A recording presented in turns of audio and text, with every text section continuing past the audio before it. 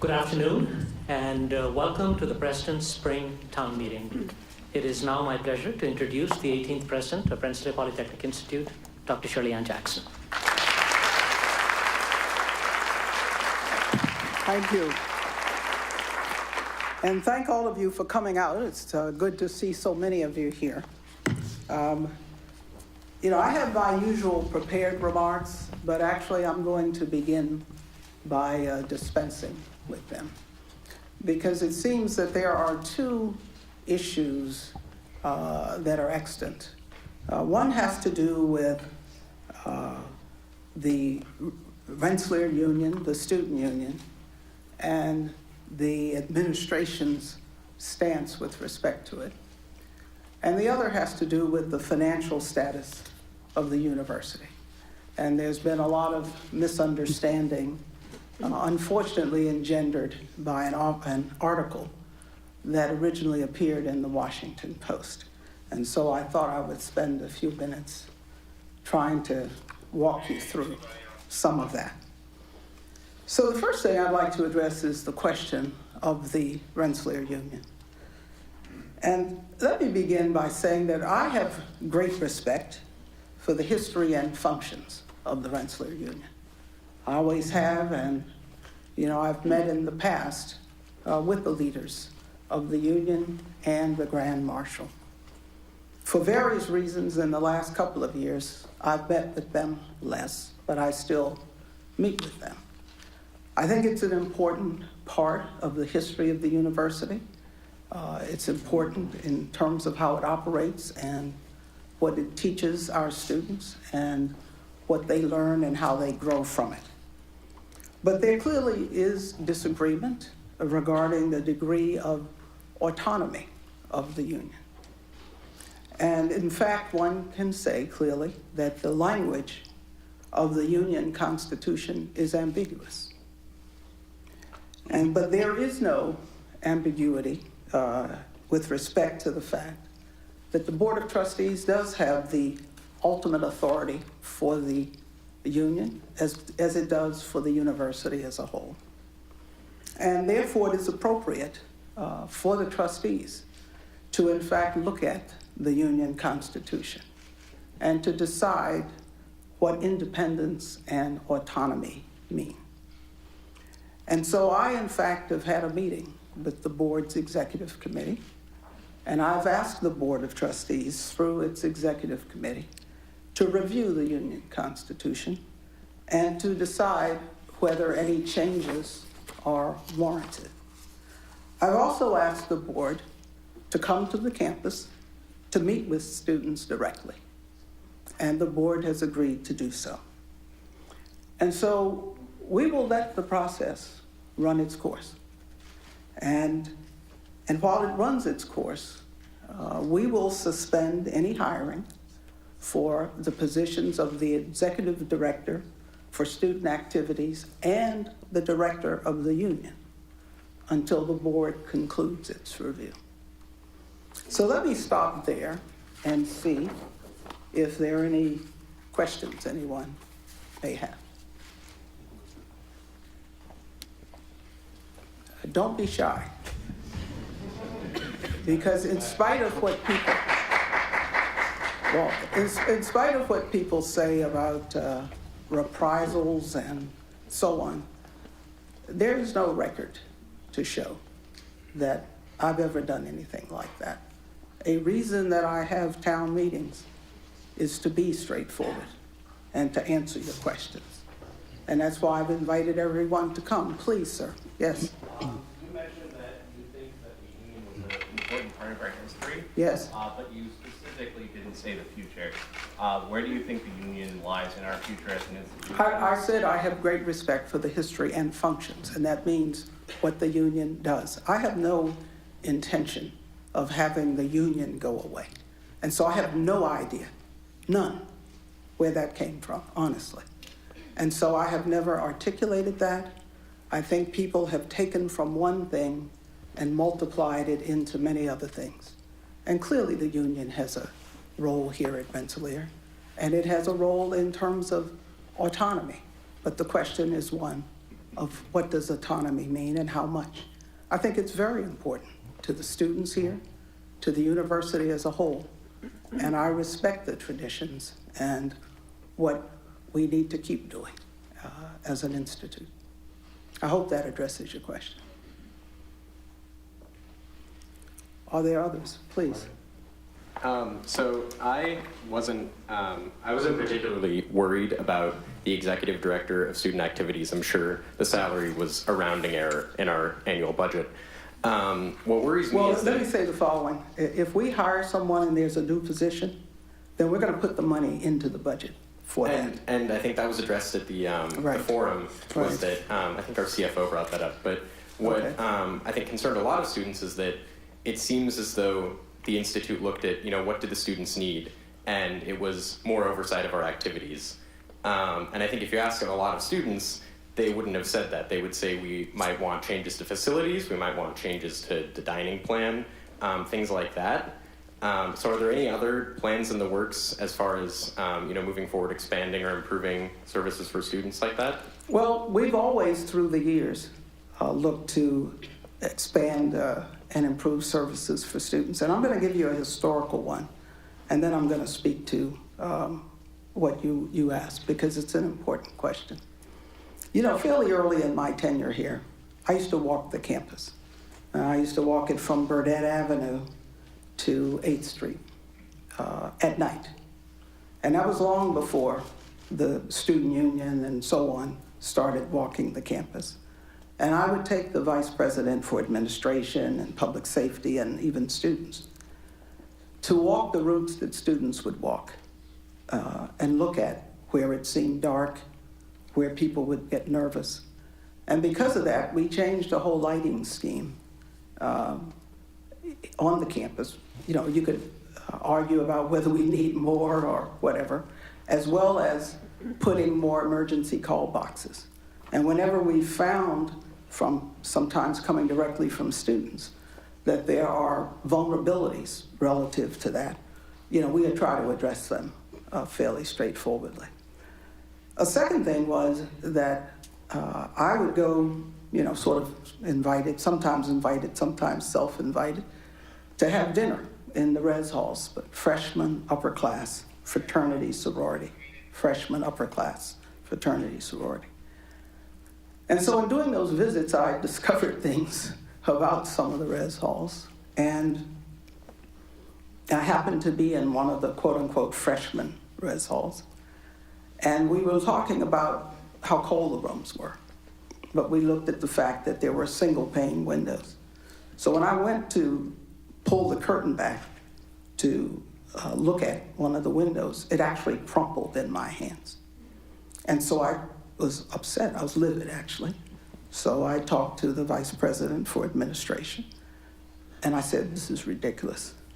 And then I started looking at mattresses. This shows you the extent. So students think I don't care about them, but I'm looking at these mattresses, and I said I wouldn't have my son sleep on them. And so we started trying to have a program to change them out, at least to inspect them every year, and so on. Maybe it's not working perfectly, but if there are issues like that, and this gets to your question, then I ask the students and I ask the student leaders to bring them forward, because I cannot fix what I do not know about. I got an email recently from a student about some undergraduate classrooms. Now, we've been on a mission here in the last couple of years to improve undergraduate laboratories. So I asked the vice president for administration, and I got the deans, particularly of the School of Science and School of Engineering, to find out what the story is with the classrooms. And they've come up with a list of about 20 in engineering and science that they feel need particular attention. And as soon as the semester is over, we're going to start work on, a number of these classrooms. But there are 15 that we want to give particular attention to. I mean, I could go on in this vein.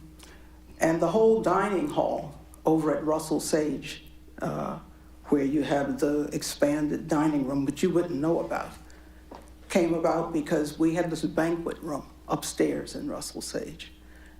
And whenever I would go over there for some function, there would be students sitting down, essentially eating underneath the steps. And I said, why are they eating under the steps with people shuffling along, kicking up dust? And they said, well, there's not enough room in the main dining hall. So I said, well, I'm going to go over there and eat dinner. And I did.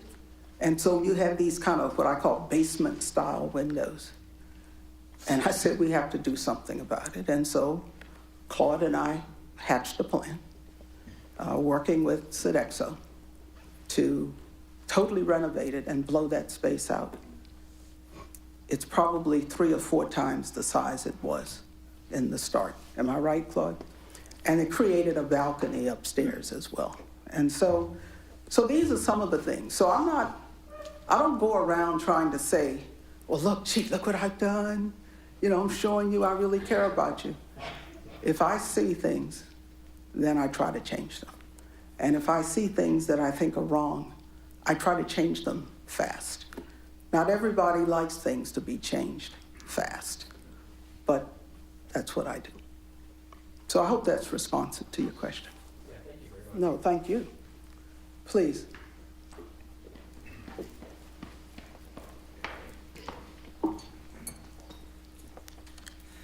So earlier you mentioned that the Board of Trustees is going to be reviewing the Constitution of the Union. Yes. And that the hiring process has been suspended for the Executive Director and Director of the Union. Correct. So my question would be, in the process of reviewing the Constitution, does the Board of Trustees intend to make any changes to the Constitution or the way that the Union is structured and run? I don't know. But that's why I've asked the board to come to the campus, to talk with students for that reason, so they can get input and get input from a wider range of students about the role of the union and so on.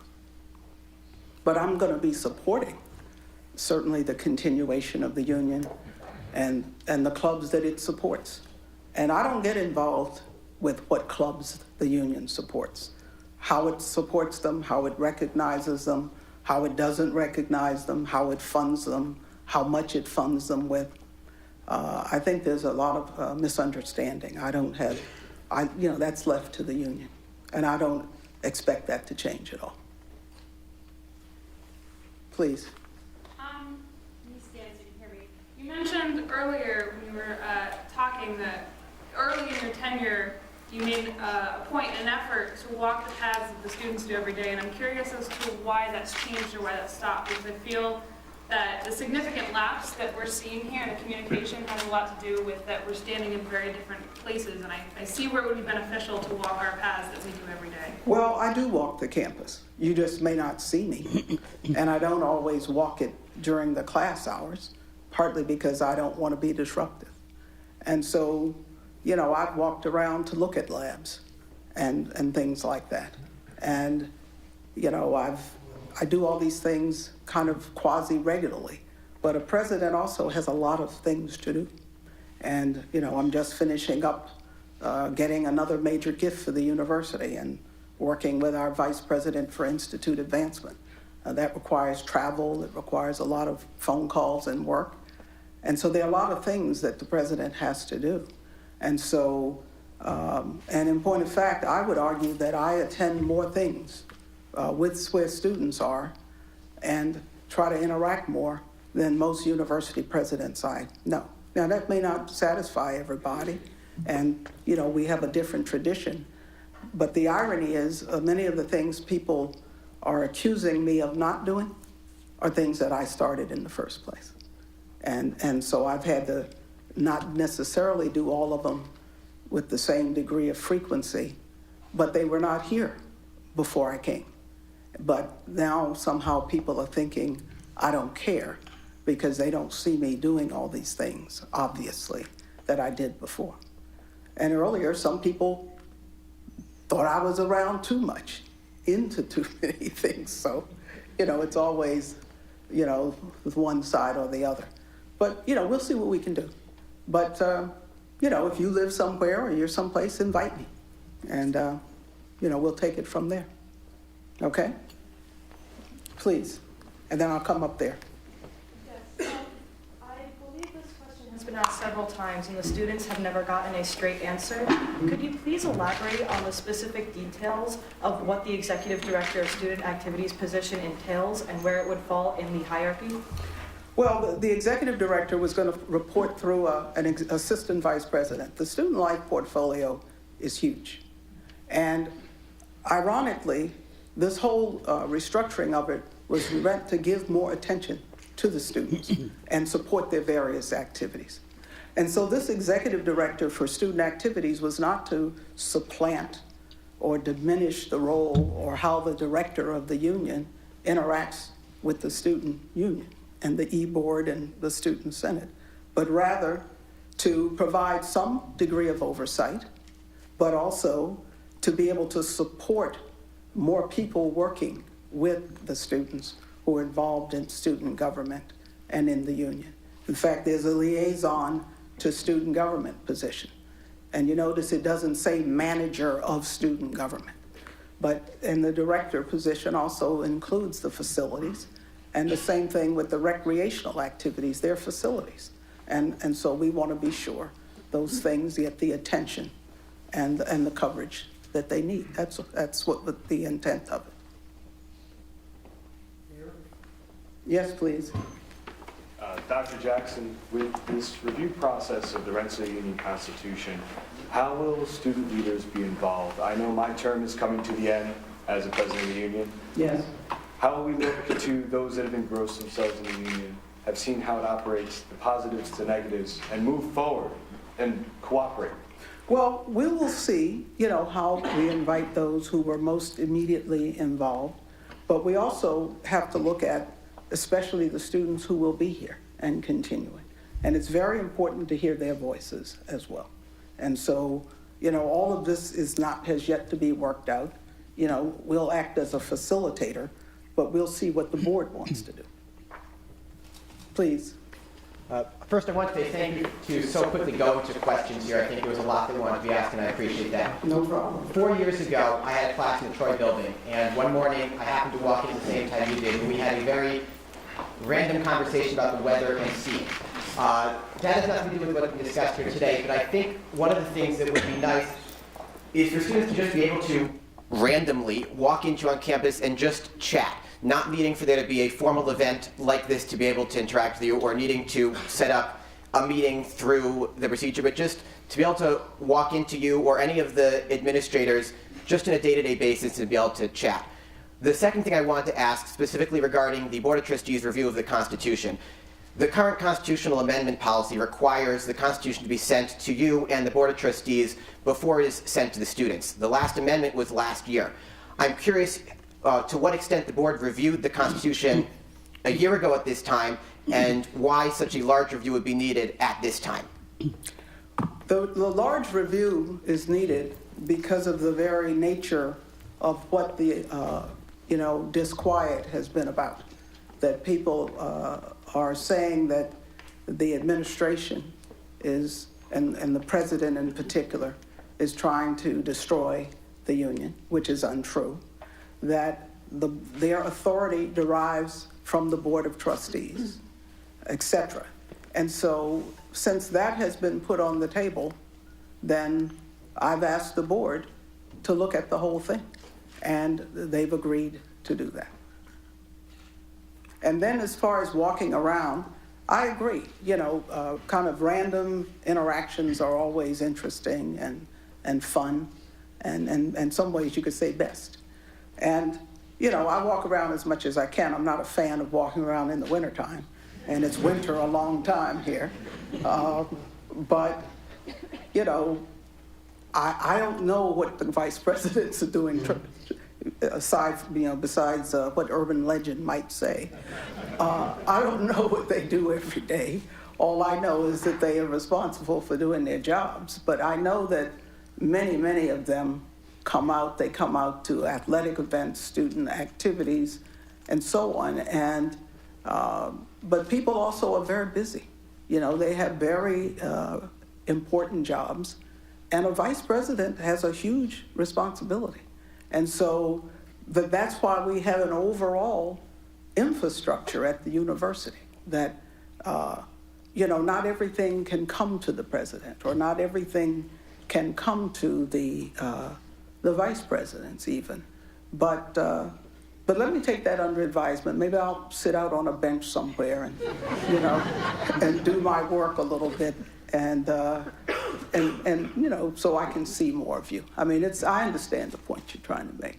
So there was another gentleman here, please.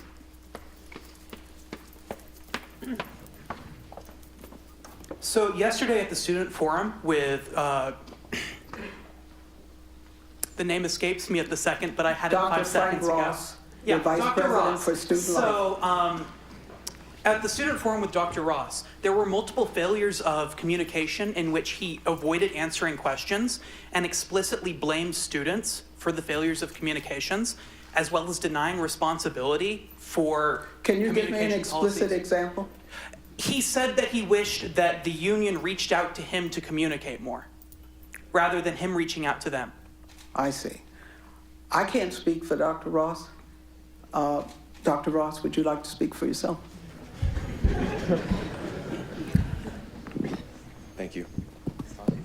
Okay, thank you. Okay, thank you. Well, first of all, thank you for attending the forum yesterday. We had a really good group of students from across the campus, and I really appreciate everyone coming out for the dialogue. I remember that question specifically, and we talked about two-way communication being important, right? And not blaming anybody, but I did talk about it is a two-way communication, and how can we work together better moving forward. You know, I gave some specific examples of ways that I've reached out to your Grand Marshal and President of the Union and suggested that they proposed to me ways that we work together. But likewise, it's two-way. It's from me to the students as well as the student leaders to me as well. So I don't know if your point was exactly accurate, but I think it's the two-way communication that's going to be most beneficial for us. And I do encourage, you know, all of the vice presidents to go out and talk with students. And if there is a specific problem or issue, for them to talk with students about it, to try to get to the root of it. You know, we hear things about safety concerns, and some things come to my attention recently, and so I actually have the Vice President for Administration and the Director of Public Safety looking into it so that I can get back to the person who raised the concern. Because again, as I said, if somebody brings things to my attention, I try to get to them as fast as I can. And if it's safety, I really want to get to them fast, but it's been kind of a busy week here. So, but please, up here. Yes, Heidi. Going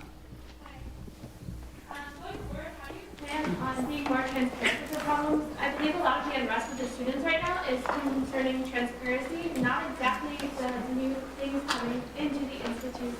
I know a lot of people are very upset that these job openings came about without information being sent to the students, and a lot of things are sent to the students. We've gotten a ton of information on Summer Arch, and yet there was nothing sent to us or nothing brought to our attention about the changes happening in the union.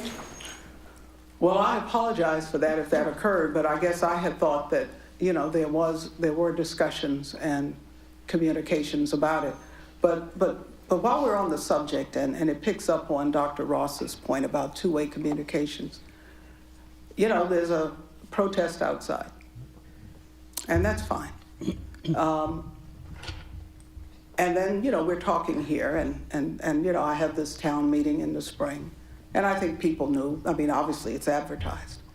But protests do not conversation make. And that's why I do appreciate the questions that people bring up here.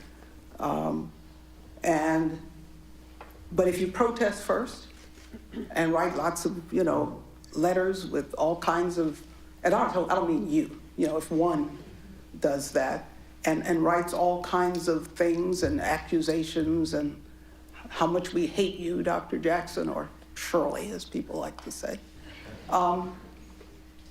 that does not a conversation make. But if you want to talk to me, there's Lolly Mazursky, and she'll work it out, you know, even though I agree with the gentleman up here that, you know, sometimes the more serendipitous interactions are the better ones. So I'm going to see about that. And let's see if we can do a better job with coming forward, you know, earlier, you know, and I understand your point, but I would also ask you to come forward to me as well, that if you really have deep concerns, however much on the surface they may anger you, please come and talk to me. Because again, I can't fix what I don't hear about.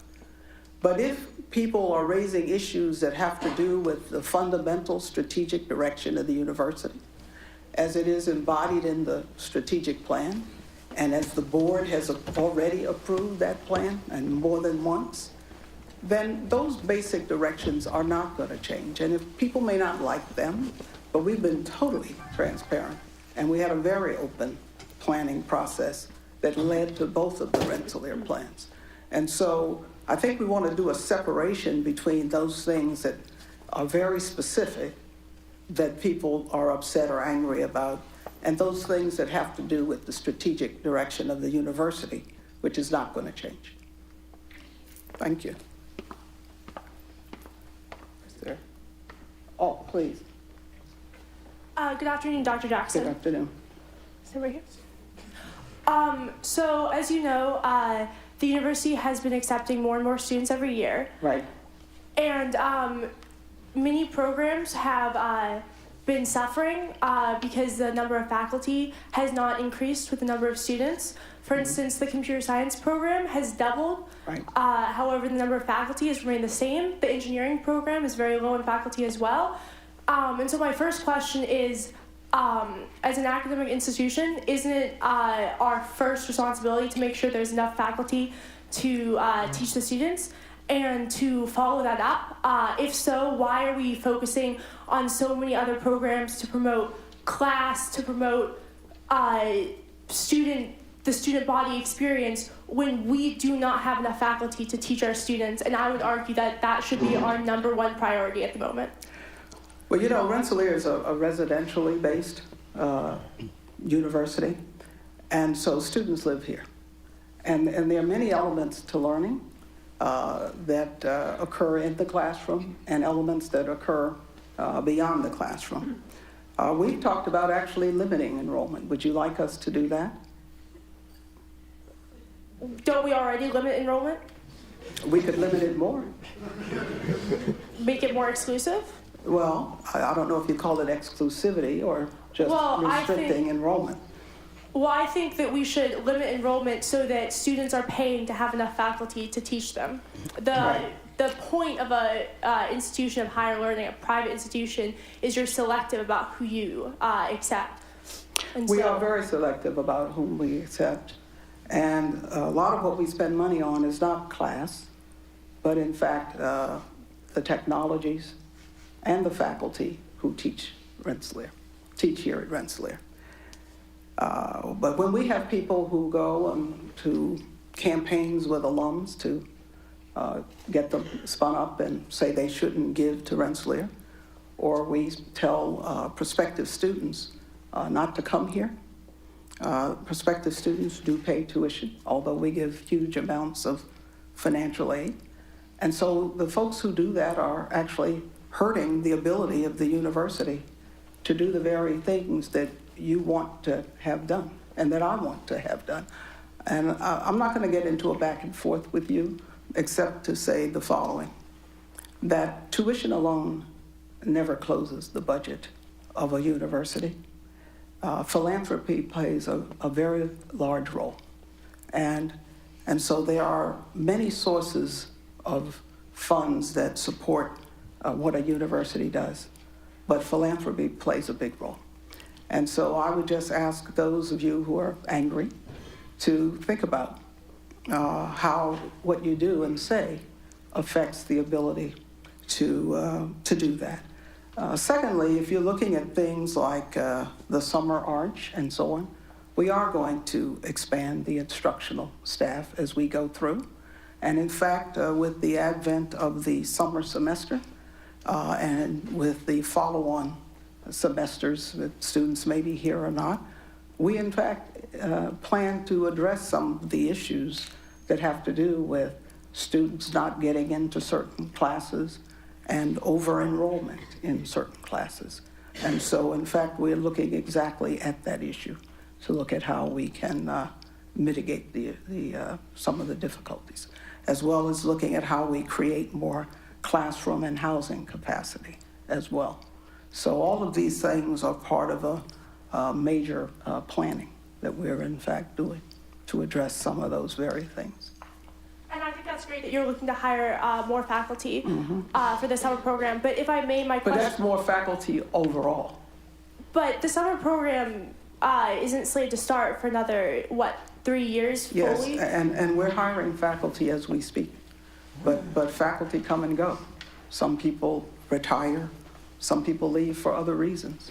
And so we hire as many faculty as we can, every year that we can. And every year I've been here, we've hired many new faculty. And in fact, we've hired over 350 new faculty during my tenure. And so, but faculty do come and faculty go. We try to retain as many of them as we can. One of the big retention mechanisms is to offer faculty members endowed chairs. That requires fundraising. That's why I raised the issue. So we're hiring as much as we can and as fast as we can.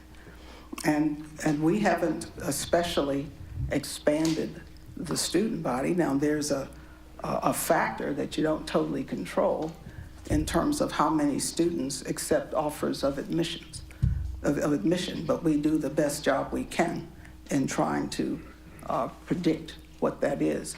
And some of the over-enrollment is not so much an absolute over-enrollment, but discontinuities in enrollment in different programs. Some are over-enrolled and some in fact are under-enrolled. And so we are talking about, how one can try to achieve a better balance. So thank you very much. Are there others?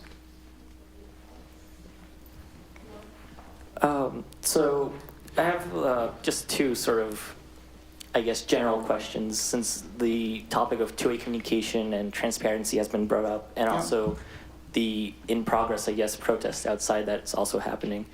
My first question would be, if we're striving for two-way communication and transparency, why was the program or town meeting decided to be held in a size-restricted room as opposed to the really nice concert hall that we have that's a lot of budget's going towards? And that's because until today, this room wasn't filled for town meetings.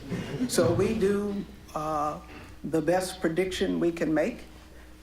So we don't use facilities that are unnecessarily large for meetings. And even now, I do still see a few empty seats.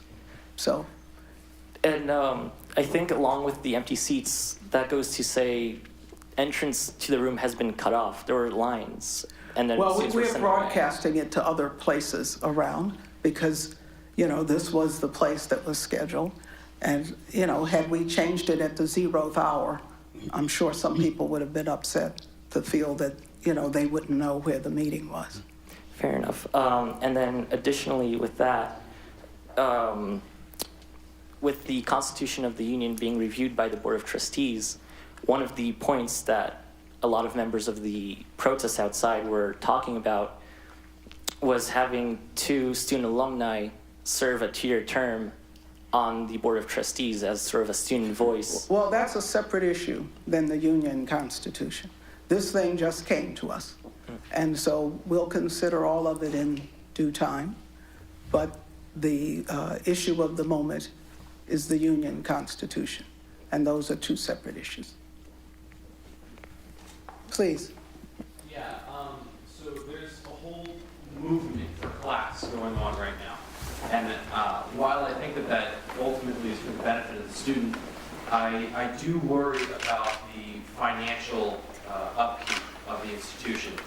I'm going to talk about that in a few minutes. But, it's not for you to worry about it. I would say this to you. You have the right to worry about it. But I'm saying that if, it's the administration's job to actually manage the university and its finances. And I'm going to explain to you, exactly where things are. But in point of fact, I'm going to repeat what I said before, that if you tear down the very institution you're in, you make it harder for us to achieve the very thing you want, and namely revenues that come through enrollment, fundraising, etc. And so, you have to decide if this is a place you want to be and if the education you get is beneficial. And we think it is, and we want you here, but that's something you have to decide. Please. Appreciate the second question. The discussion of two-way communication came up, and I'd like to give, to the best of my knowledge, the timeline that at least student government was aware of the executive director position. If I'm not mistaken, the first knowledge we had was through a post on a executive search site, at which point we attempted to reach out to gain more information. If the goal here is two-way communication, I'm curious why student government, or at least the student government leaders, were not informed of this position before it was put up on a website. Well, I'm not going to try to throw him under the bus, but I'm going to ask Frank to speak to that. Thank you for your question, and I think this was asked yesterday in our open student forum meeting. Again, as the new vice president, as we look at making some future enhancements to student life that support our ability to enhance our transformative student experience and support class, we're putting some new initiatives in place, and these are all things that I feel support what goals are outlined in the Rensselaer Plan 2024. And the reason I brought that up in the meeting yesterday is because I think it's important for all student leaders to really understand the Rensselaer Plan 2024, which is the strategic planning document for the entire institute, and ensure that your activities that are supporting the goals of that plan. I think that's very important. As I mentioned yesterday, we're making some changes in student life. It's customary for me to post positions that we're hiring in student life. I don't come to student leaders and have a conversation about every position we're posting. And again, I want to be very clear, as I said yesterday, we're not talking about the director of the union position. That's absolutely different. So different leadership roles within the Division of Student Life that we're moving forward with, absolutely. And I've had conversations with the leadership team, and I've had subsequent meetings with the leaders, and we will continue that dialogue. But what I think was really important yesterday, and I want to reemphasize it again for folks that weren't at that meeting, is that it is our practice in student life that we engage students in appropriate ways throughout our process when we hire new staff for the division, and that will continue. So students will have meaningful involvement in any search that we do to hire new staff in the division. Please. So my question is kind of related to all this. So as mentioned before, there's a protest going on outside, and it's in response to this change in the union we're seeing, which is a change that... well, no change has occurred yet. Well, one that was in the talks. And it's one that resembles a lot of college private institutions across the country. A lot of them, have this sort of system in place. So why do you think that a culture exists at RPI that when we hear RPI is going to have more of an oversight over the student union, the student culture reacts in such a way of protest as opposed to, being accepting and trusting that to go well for us? Why don't you answer the question? For me personally, it's the articles I've seen posted about the Institute recently, whether financially or reviewing where we stand academically. Those are the ones that personally had me concerned. Did you ever ask me? Did you ever ask to come see me or the CFO? I did not know the routes when to do that. No, but if you actually had talked with your student life VP, he would send you to either Jenny Gregg, who is our vice president for finance and CFO, or to my chief of staff, or to me. And we'd be happy to answer the question. And so we're not hiding anything. And in fact, all of these things are really in our financial statements if you really know how to read them. And I'm going to walk you through some of that in a minute. And so, when Frank talked earlier about two-way communication is just that. The Department of Education has done an unfortunate thing, which is putting Rensselaer in a basket with some for-profit institutions that give students degrees that don't mean anything, that use student loan programs as part of their business model, and the students can't pay those loans back. And so there's this big brouhaha. And Rensselaer, because of an interpretation that the accounting profession and the Financial Accounting Standards Board, they do not agree with this, our own auditors. And I'll tell you what that means in a minute.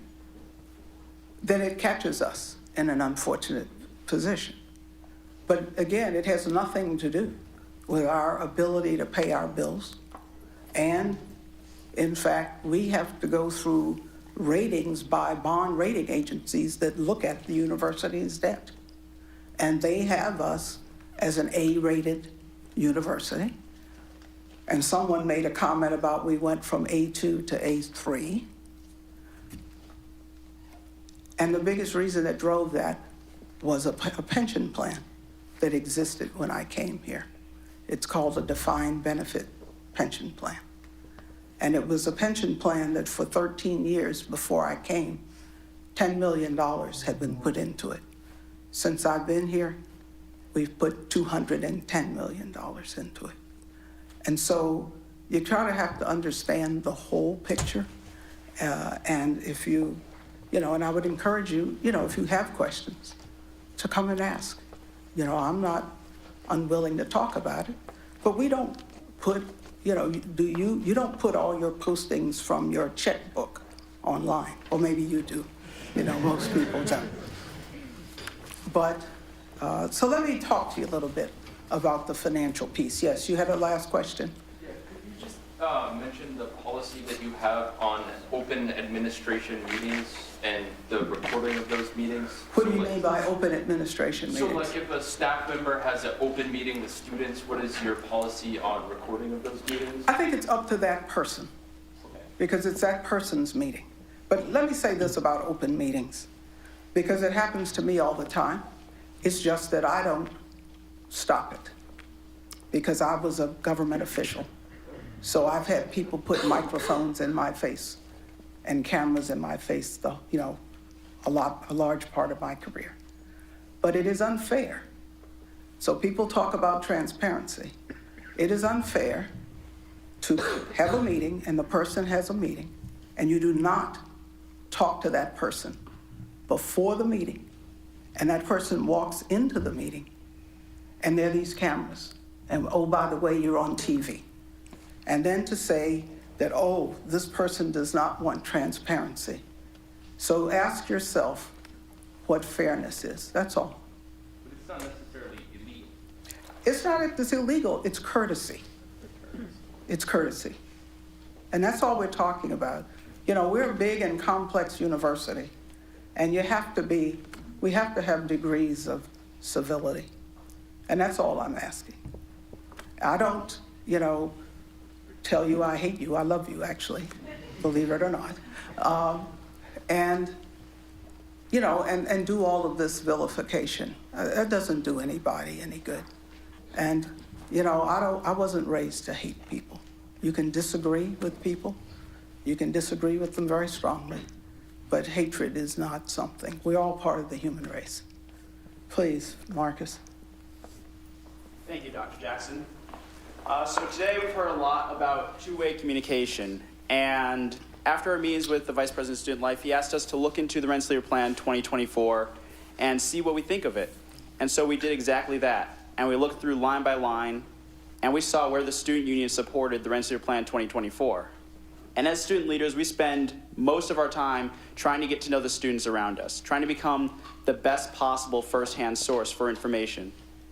And so hearing a lot of issues with people saying they want two-way communication, and being an engineering student and seeing that structure and systems are some of the best ways that we can handle that, I would like to ask if you would be interested in quarterly meetings with the student leaders, so that way we can hopefully bridge these gaps in communication and move forward together. Well, I'm glad you applaud, because I want you to applaud my statement, which is, don't vilify me at the press and then say you want to come and talk to me. Okay, don't sign on to, nasty emails and say you want to come talk to me. Don't start the whole protest with misleading information about where I stand on the student union and then say you want the communication. I'm happy to talk to you, Marcus, anytime. But I will talk with people when they bring suggestions and when they're respectful. I don't want you to kiss the ring. That's not what I'm talking about. But I'm going to treat you with respect. And so I expect the same. And that's all. And then with that, we can meet. But I'm not going to promise that I'm going to go back to a specific periodicity that we had before. I started that whole process of meeting with the Grand Marshal and PU on a regular basis. I started pizza with the president. I started pizza with the cabinet.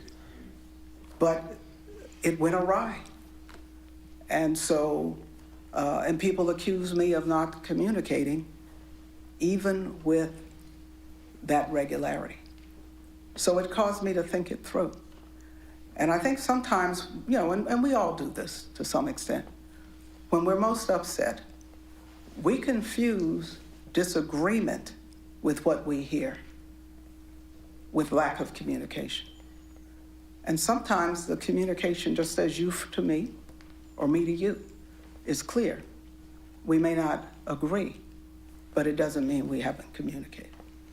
And so that's all I ask, that there is a mutuality of respect. And so it's interesting, people probably think I don't communicate much, but I'm not going to get into the media and into the social media channels and try to do tit for tat. That's, not becoming of a president. It doesn't do anything, and it's wrong. And so, that's what I can say to you. So let's see where we go from here. And if people want to meet and they have real agendas and they have constructive things they wish to talk about, and they come to me before the fact and not after the fact, then I'm more than happy to meet with people because I want to solve problems and hit things off at the pass if we can, so that we don't get to this kind of a point. But all I can say is don't believe everything people say and you hear, because most people don't really know me. And people say that, that people don't see me, they'd like to see me more. But you can't say you don't know me, but then you know that I'm this great evil and autocratic person. I have a complex university that I'm responsible for, and I try to do the best job I can. And I think we have pretty good results to show for it. But my concern is that you all learn things that can be helpful to you in your lives. So I hear you, and we'll see if we can turn the page on this. And so I want to thank you for bringing that up. Thank you. Thank you, Dr. Jackson. And I want to let you know, I offer you nothing but the utmost respect as leader of the students. Well, thank you. I appreciate that, and I respect you. Okay. This is the true last question here, please. No. I called on this person over here, please. Thank you. This is a little bit of a response to the question about Sure. student culture. Yes. I think for most students, the fact that the union is student-run and student-led is a huge point of pride, and Right. And I don't expect that to change. Yeah. As a former club officer, my experience as an officer with a lot of autonomy was probably the singular most important experience of my entire career. Right. Earlier you said that the Board of Trustees has the final authority over how They much do. autonomy we have. And my question is, what is changed to make the Board of Trustees want to decrease the amount of autonomy? Why The can't we board have has not more said that authority? it's going to decrease anything. We said review the degree of autonomy. That's all. The student union itself and others who've been part of the swirling about us put the question on the table.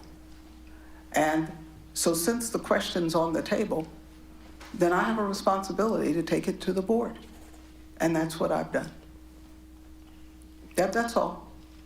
But there's no intent to not have the union run, but there are issues about whether there's any oversight by the administration and so forth. And so we just are going to clarify some of that. But, you know, you're having your club, and as I told you at the beginning, the union deciding what the clubs are, how they recognize them, what ones they recognize, how they support them, how much money they get. I don't get involved in that. That's your business, okay? As long as you know, there's a risk management approach that, you know, there isn't discrimination and blah, blah, blah. Because in the end, who do you think is ultimately legally responsible? You think it's the students? No. Who do you think it is? Assuming this isn't a rhetorical question. No, it's not. Not at all. I would definitely say that you are responsible. Exactly. But, you know, but I'm not looking to have that, you know, how you guys operate changed. There's a specific set of issues that have been raised, and we're asking the board to look at. That's all. Thank you. Thank you. There was a question over here. It's a young lady. I thought it was somebody else in green. Okay, please. Yeah, sure. Thank you. I think one of the concerns that a lot of students have is that we see, I don't know, you know, how much of this is true, but we see a bureaucracy, and we would like to talk to you, I think, but why? Well, why do you really want to talk to me? Well, I mean, remember, recognize, I'm really not a really good person. We recognize that you have the power here, and we want to be able to see change. But I think a lot of us are afraid because we think if there's a treacherous path to get to talk to you. But I don't know. See, I guess, and I'm really trying to be as straightforward with you as I can be. I don't understand this treacherous path stuff. I mean, where do you see the hazards in the path? It's not that maybe treacherous isn't the right word, but there's many steps between No, they you and aren't, I. because I've always said, here is my chief of staff. Please stand up. This is Alicia Lolly Mazursky, okay? Moser at .edu. And if you want to see me, call her or email her. And I say that at every public forum I can. Maybe we'll put it on the web. Yeah. Okay? Yeah. But there's also concerns when I'm not. No, it's okay. Just saying Go ahead. You know, when we have a problem, we start with the lowest administrator, and then sometimes and you should, because that's what they're there for. Right. I think the concern is that sometimes there seems to be problems that don't get past the lowest administrator. You mean they don't get fixed? Unfortunately. If they don't, then yes, you should elevate them. Okay. But maybe they don't have to all come all the way to the No, president. I understand that. No, but I do want to know if there are issues and they don't get resolved, and you can't seem to get the, you know, responses quickly and hopefully resolution, then yes, I want to know where there are those bottlenecks. Okay. So that we can do something about them, and that's where I invite you to talk to Lolly. Okay. I call her Alicia, however. Please. Thank you for talking about transparency. Standing outside. I've been here almost 25 years as a professor, and I've never ever seen anything like it. Well, I have no idea how many students are outside. As I said, we set the room based on what the turnout has been for at least the last, 5 or more years. And I don't have any idea of who's a protester and who wanted to come in. But we've tried to accommodate as many people as we can. It's not some attempt to leave people out. But we also want to make sure that the room is filled in the right way relative to, fire codes and all of that kind of thing. But there's no desire to leave people out. So that Where are you anyway? Up there? Okay, you're in the light. Hi. Yes. No, my question was, actually. Okay. When I saw them, I saw that on their signs, it said, "End the culture of fear." Yes. And I was wondering, what do you think that means? You have to tell me, because What do you plan to do in response? what do you think ought to happen? I mean, how do you see this culture of fear manifested other than it being a repetitive assertion? And a repetitive assertion does not make something true.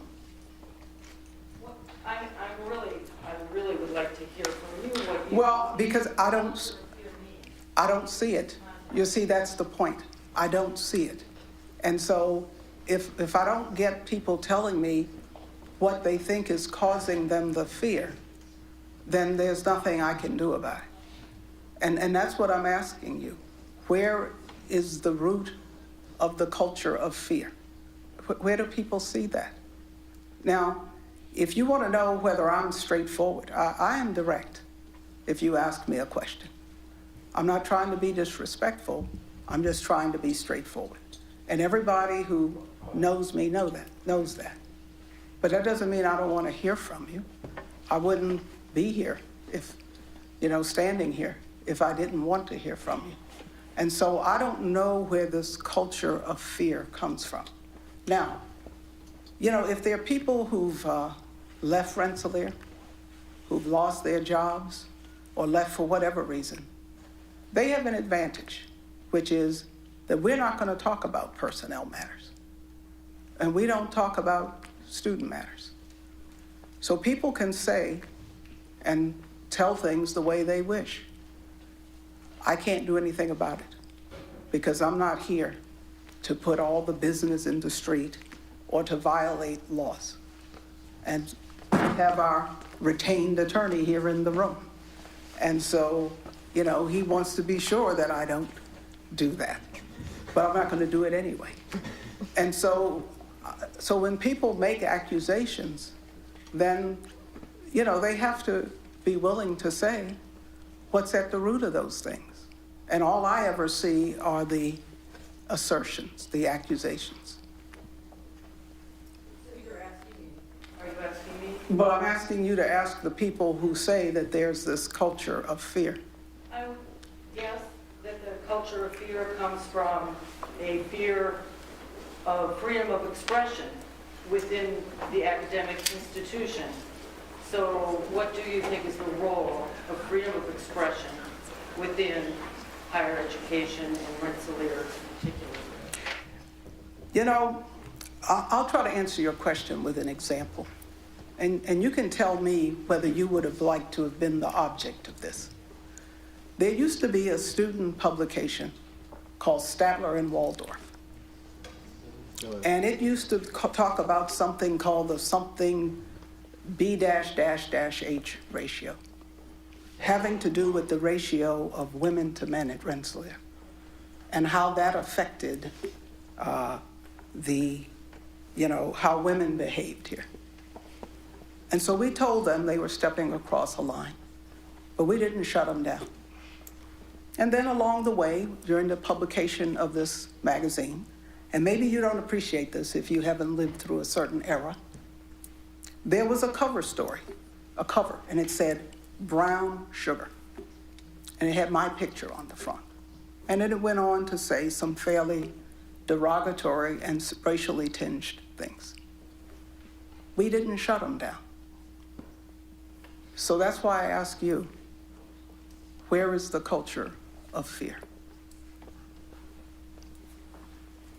And if you know anything about racial history in this country, you'll know that referring to an African American woman as brown sugar is very denigrating. We didn't shut them down. Yes, please. Hello, yes. You keep asking, where is this culture of fear coming from? And I would like to quote an article from Vice News, I believe. They're reputable. Well, regardless of whether or not they're reputable, they do have several interesting quotes in here. What are the such quotes? as, The environment was becoming intolerable. She simply would not listen to people who had a contrary bit of data. This is in reference to the disbanding of the Faculty Senate in 2007. Yes. So you can see that this culture of fear does exist. You can look up several articles about it online. And my question to you is, given this knowledge, given the ability to research things, as a researcher, what are you going to do to specifically address the culture of fear that the students see about you? Well, I, again, fail to see what you think you see. I would invite you to set up a meeting with the provost to talk about the history of what happened with the Faculty Senate, because it didn't occur the way you seem to think Vice News has led you to believe that it occurred.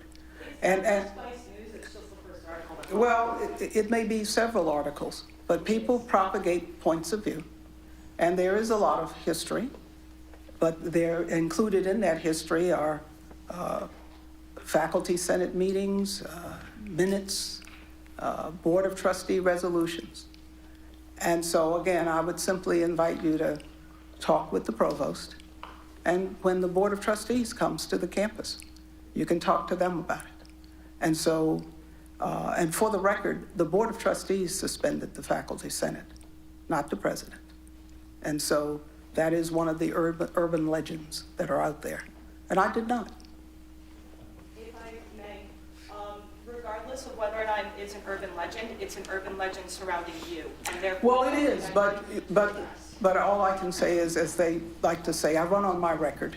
You know, I know what I've done for the university, for the students in the university, across a broad front.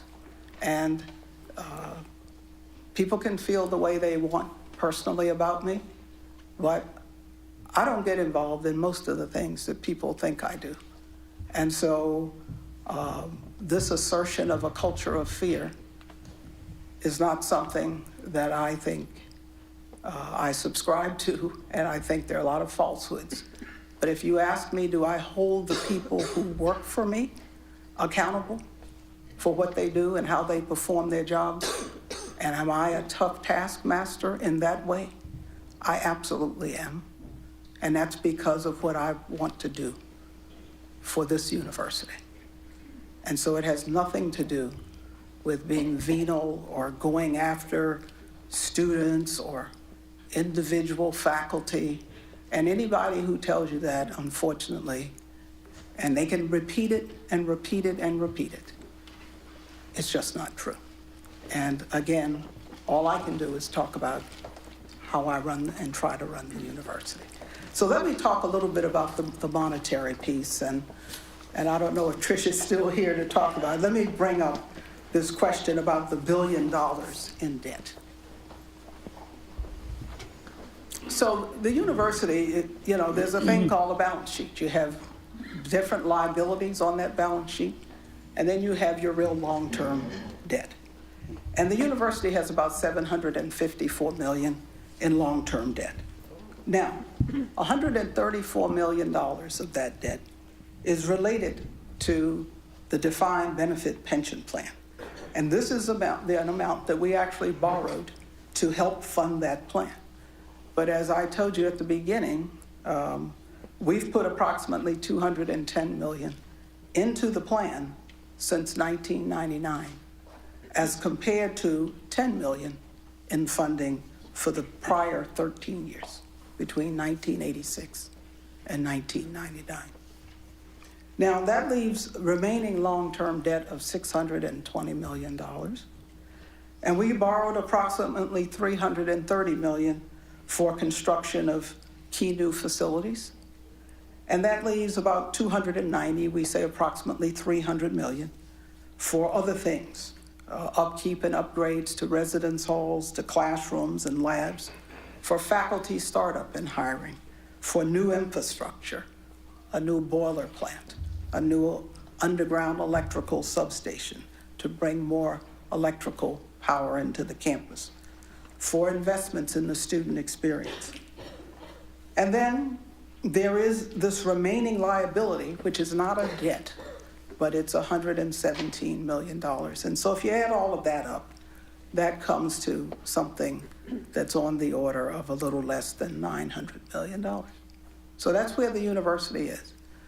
But before I go on, I'm going to ask Claude to tell you more about what we've actually spent under the Rensselaer Plan, including that we did not borrow.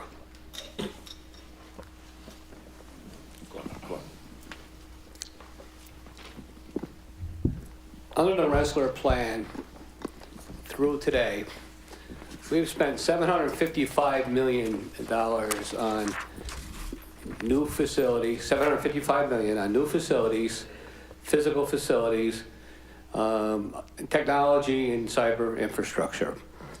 In the process of doing that, we have identified across the Institute investments in every area that was necessary to elevate the bar here, to improve our facilities, but also to make our program stronger and to make the student experience better. We've spent money on deferred maintenance, and I know deferred maintenance is always important, but we've spent $57 million on deferred maintenance. We've spent $49 million on resident halls, dining facilities, and investments to make the living experience here better. We've spent another $25 million on facilities to improve student life, the class experience, and the athletic facilities. And that's separate and apart from what was spent for the East Campus Athletic Village and upgrades to the Houston Fieldhouse. Yeah, and I don't want to miss it because of the kind of facility we have and the responsibility we have, especially to you students who are here. We've spent $17 million on safety, security and safety. So as you look across the full spectrum of our capital budget, we've invested in every area that's important to drive the success of the Rensselaer Plan. $61 million worth in research facilities, including about $8 million just to support the hiring of new faculty to do renovations and fit up for new faculty. And I'd be glad offline to offer you more information. And in fact, if you have a chance, on the Rensselaer website, there is an inventory of the accomplishments of the Rensselaer Plan. In that inventory, many of the things that I'm generalizing here are more specifically itemized to give you a good idea of how the investments have been distributed across the Institute and how they've really driven the success of the Rensselaer Plan. Thanks. So the basic point is that the Rensselaer's finances are fundamentally sound. Do we have the $754 million in debt? Yes. The defined benefit pension plan was here when I got here. And so we're working to keep it funded where it needs to be funded. So we put $134 million of borrowed money into that plan, but that meant that we've spent over $70 million otherwise, most of it coming through cash flow through the university to put the money into that plan. Nonetheless, we balance our budget every year, and people say, well, you have this operating deficit. And by that, we submit a cash budget to the Board of Trustees every year for their review and approval. And we balance that budget every year. But when we have to report external results, those results include the pension liability that's calculated in a given way according to what the accounting profession wants. And it does have deferred maintenance. Now, we have what we call a risk-informed deferred maintenance approach as opposed to a straight line depreciation. So that shows up, but that's not cash out the door. And so that's what we mean when we say a balanced budget. We get rated, as I said, by these rating agencies, S&P and Moody's, and they quote our stable market position, improved operating performance, stronger debt service coverage and growth, in our cash and investments. And then if we go on, they talk about our having strong and stable leadership, that we did complete a $1.4 billion capital campaign. So if you ask the difference between the $1.25 billion, what we net have spent, this is beyond, including the capital, then all of it obviously didn't come from borrowing. About half of it did. And that's what a capital campaign does for you. We have strong demand from students. We've had consistent growth, even though some people don't always like that, in enrollment and in our net tuition revenue. We've improved our fundraising, and with Greg Easton, we're doing even better, and so forth. And so that is what is said about us. So let me go on and say, well, what then have we accomplished with it? Well, I mentioned that we've hired over 350 new tenured and tenure-track faculty. And that's also in addition to hiring lecturers and professors of practice, and then normalizing the pay and benefits of our faculty who are in the lecturer and professor of practice lines. And that's something that didn't happen before. We even have benefits for adjunct professors, which is not usually the case across the country. We've enhanced student financial aid. We've increased the pot. And we actually have an emergency fund for students whose families fall into financial difficulty during the year. We've created, obviously we've built world-class platforms, including our supercomputer center. That's the CCI. And many, many faculty and students use that. But we've created new academic and research programs. We have new partnerships. And we have that supercomputer center because of our partnership with IBM, and we've launched unique new ones. And so the investments that we're making, if we could move on, are paying off. We do have strong student demand. Back in 2005, we had about 5,500 applications a year, 5,600. Today, we have over 18,500 applications. And it's important. Our job placement rates for our students the day they graduate, for those who are going directly to work, have increased. We have strong starting salaries. People measure what graduates make 10 years after they start in college. And we're second only to MIT and ahead of the other schools that you see listed there. And we have an increasing number of graduate entrepreneurs. And as a consequence, we have an extremely low default rate. That's what the federal government worries about, what the default rate is on federal student loans. Do you have any idea what it is across the country, generally? What's your guess, please? I beg your pardon? For private, regular public and private universities, it's 7 to 9%. But if you count all the proprietary and for-profit, then you can run as close to 50%.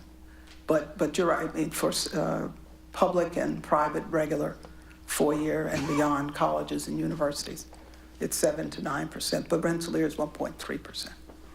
And so, but people can't pay off debts if they don't have the jobs and the pay. And we've attracted, and we do retain, world-class faculty. And as a consequence, the research funding has tripled as well over the time. And so I just want you to understand that with the new Polytechnic, with unique initiatives that we've undertaken, and that does include the Summer Arch, it includes the data intensity, because data science and data analytics, are driving so many things in all professions. And we have the Haas inquiry courses. We have the institute-wide research centers and initiatives that are focused on what we call the hard problems, the Rensselaer Idea, the Jefferson Project, et cetera. And of course, there's class. And so we don't apologize for what we're doing, because we think we have made the Rensselaer degree more valuable. The demand for our graduates is high. Now, any given year, a given person can say, well, I didn't get a job when I graduated. But in the end, we do pretty well. But that's because we start out very well in terms of the students who come here and choose to come here. So in spite of what you might feel are difficult discussions and so on, we're delighted that you're here, and we're glad that you've chosen to be here. And if there are ways we can make the experience even better for you, because that's what we want to do, educationally and otherwise, then please tell us. And so I want to thank you for coming out this afternoon, and thank you for all the time and attention. Thank you very much.